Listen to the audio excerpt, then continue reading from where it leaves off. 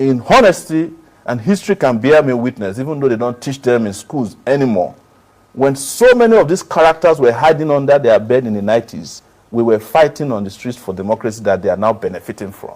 And I can mention their names one after the other, but there won't be time for it, and that's not what we are here for. I'm here to project to you why I'm going to be your best president ever if you make the right choice next year. Now, Philip, before you come in, let me ask, when you formed your choice of the AAC as a political platform to run on?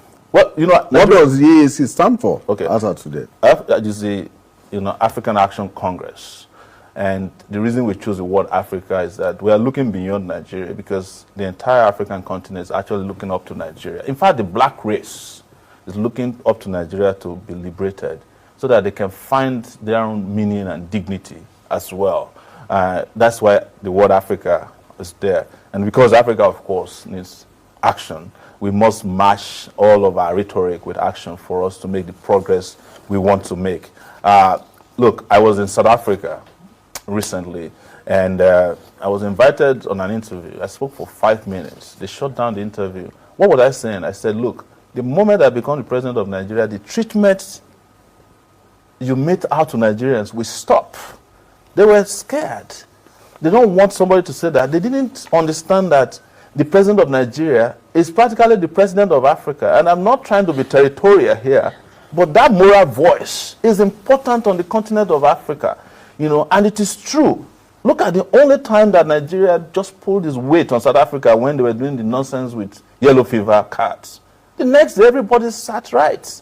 But you know where we are today is because every other person is doing well, and Nigeria is not doing well. We did Ghana must go. Ghana is planning Nigeria must go now, because Ghana has moved from where they used to be in 1983 to better than where we are.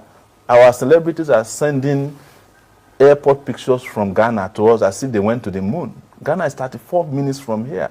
There's no airport you can send its pictures from here because of mismanagement of not just our resources but our space, but they've also mismanaged our mentality to the extent that people have become mental slaves. That is why even young people don't have that pedigree to think that it is possible for a child of nobody to be the president of Nigeria. You're only good as far as they are concerned as becoming the local government chairman, not the president, because they don't even think of you as somebody who's capable of doing it because you don't have a name and you're not part of the people who are, of course, sanctified to be president of Nigeria. And that's what must change.